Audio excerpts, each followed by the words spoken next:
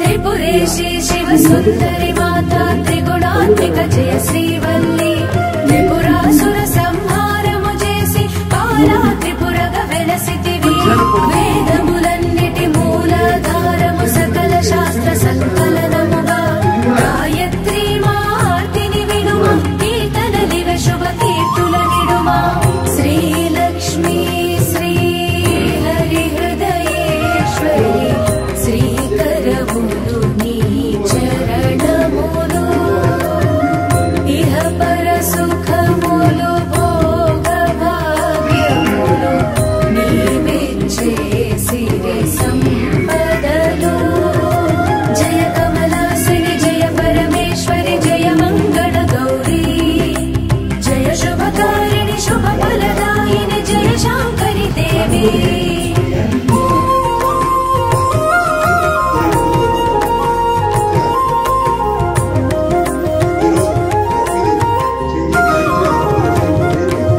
కాశీపురమున కల్పవల్లిగా కడుపులు నింపే మాయమ్మ అక్షయ రూపిణి అన్నపూర్ణవై హారతులందగ రామమ్మ శశివదన శుభ మంగళకారిణి వరముల నీయుము జగదంబ శరణము నీవే చండిక మాతా నీవే నిండుగ జగమంతా సరసిజవాసిని వీణాధారిణి చదువులు నీ ప్రతిరూపములు నీ నామములను తలచిన చాలును కలుగునుగా శుభ ఫలితములు జయ కమలాసిని జయ పరమేశ్వరి జయ మంగళ గౌరీ జయ శుభకారిణి శుభ ఫలదాయిని జయ శాంకరి దేవి ఉదయం స్మరణ ద్వారా గతరాత్రి దోషం పోతుంది. మధ్యాహ్న స్మరణ ద్వారా ఉదయం నుంచి పూర్వం చేసినటువంటి దోషం పోతుంది.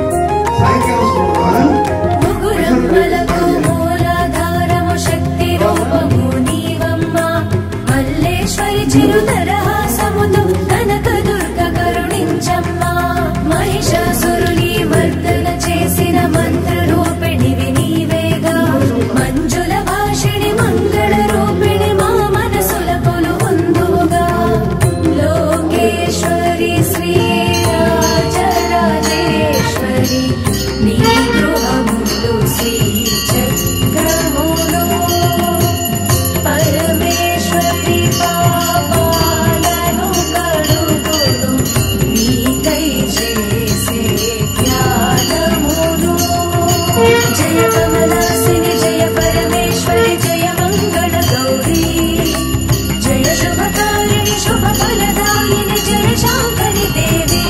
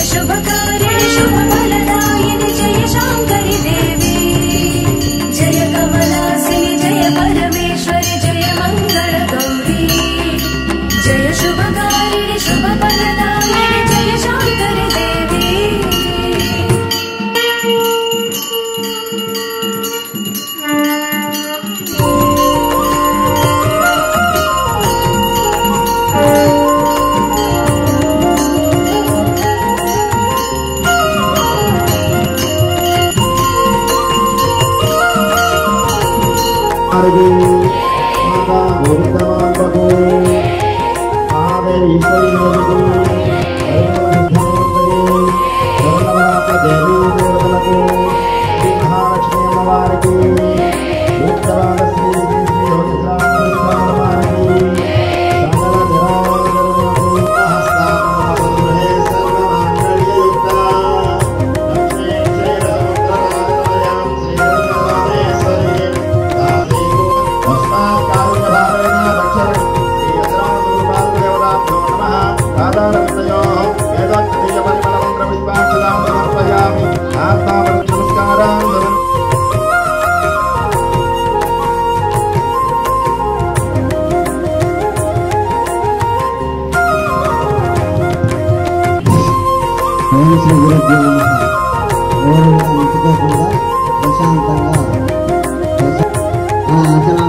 మనం 22వ తేదీ నుండి నవరాత్రి మహోత్సవాలు జరుపుకుంటున్నాం.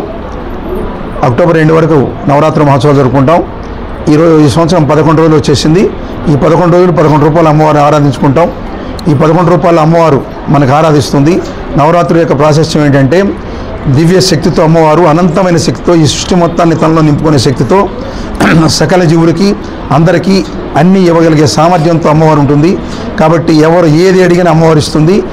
ఆరోగ్యము, ఐశ్వర్యము, భోగము, భాగ్యము, సుఖము, సంతోషము మనకి ఏది కావాలో అది అడగండి, ఇది ఇస్తుంది. అయితే అమ్మవారిని మనసు పెట్టి సేవించండి. మీరు ఏ ఆలయానికైనా వెళ్ళండి, ఆలయానికి వెళ్ళిన తర్వాత అక్కడ ఏ రూపంలో ఉన్న అమ్మవారు ఒకటే, అమ్మవారిని మనస్ఫూర్తిగా సేవించండి. ఆలయంలో ఇతర విషయాలు మాట్లాడకండి, ఇతర విషయాలు జోలికి పోకండి, రాజకీయాలు మాట్లాడకండి, కుటుంబ విషయాలు మాట్లాడకండి, అన్ని విషయాలు మాట్లాడకండి. భగవన్నామ స్మరణతో కూర్చోండి. శ్రీమాత్రే నమః అనే నామం చేసుకుంటూ కూర్చోండి. మీరు అక్కడ ఆలయంలో ఎంతసేపు కూర్చుంటారో ప్రవచనం వింటున్నా, హారతి తీసుకుంటున్నా, ప్రసాదాలు తీసుకుంటున్నా, శ్రీమాత్రే నమః అనే నామం చేసుకుంటూ ఉండండి. ఈ నామం చేసుకుంటూ అమ్మవారిని సేవించుకోండి. అమ్మవారి యొక్క అనంతమైన శక్తి మనకు వస్తుంది. అమ్మవారు ఈ సృష్టి మొత్తం 33 కోట్ల దేవతల్ని పాలించే అమ్మవారు ఆమె. 14 లోకాలకి ఆమె అధిపతి, భువనాంతరాలకి ఆమె అధిపతి, సకల జీవులకి ఆమె అధిపతి, 84 లక్షల జీవులకి ఆమె అధిపతి. అందరికీ ఆహారం ఇచ్చేది ఆవిడే, అందరికీ పానీయం ఇచ్చేది ఆవిడే, అందరికీ జీవ చైతన్యం ఇచ్చేది ఆవిడే, అందరికీ అన్ని రకాల ఆరోగ్య సమస్యల్ని తీసేసేది ఆవిడే, భోగాల్ని భాగ్యాలు ఇచ్చేది ఆవిడే. ఇంతేలా ఈ జీవితాన్ని దివ్యంగా భవ్యంగా నడిపించేది ఆవిడే. ఎవరికైనా ఆరోగ్యం బాగలేదంటే కర్మవశాన్ని వచ్చిందనుకోండి, ఆ కర్మవశాన్ని వచ్చే ఆరోగ్యం పోవాలంటే అమ్మవారిని సేవించండి, ప్రార్థించండి, పూజించండి, ఆ పాదాల మీద తలబెట్టండి. మనస్ఫూర్తిగా ఆ పాదాల మీద తలబెట్టి మీరు కోరుకోండి. ఏ కోరికైనా నెరవేరుతుంది. గొంతెమ్మ కోరికలు కాకుండా అవసరమైన కోరికలు అయితే, మీ జీవితానికి అవసరమైన అయితే అవి ఖచ్చితంగా నెరవేరుతాయి. కాబట్టి ఎవరైనా అమ్మవారిని సేవించేటప్పుడు మీకున్న కోరికల్ని ఆ పాదాల మీద మీ తలబెట్టి మీరు కోరుకుంటూ ఉంటే, మీరు ఆ పాదాల మీద పెట్టి శ్రీమాత్రే నమః స్మరణ చేస్తూ మీ మనసులో ఉన్న సంకల్పాలు చెప్పుకుంటూ ఉంటే, ఆమె పాద అంగుష్టం నుండి అంటే బొటనవేలు నుంచి ఓ దివ్యమైన శక్తి మీ మెదడులో ప్రవేశించి, దేహం అంతా ప్రవేశించి, మనస్సులో ప్రవేశించి దివ్యత్వాన్ని, తేజస్వాన్ని, ఆరోగ్యాన్ని, ఐశ్వర్యాన్ని, భోగాన్ని, ఇంకా చెప్పాలంటే మీకు ఏదైతే కొరవ ఉన్నదో ఆ కొరవలను తీర్చేసి మిమ్మల్ని దివ్యంగా భవ్యంగా నడుస్తుంది. ఇంతేలా ఎప్పుడు మీ వెంటే ఉండి నడిపిస్తుంది. పాదాలు మీ తల ఆ పాదం మీద పెట్టండి.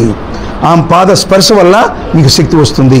ఆ శక్తి రూపంలో మీ ఇంటికి వస్తుంది, మీ వెంట ఉంటుంది, మిమ్మల్ని నడిపిస్తుంది.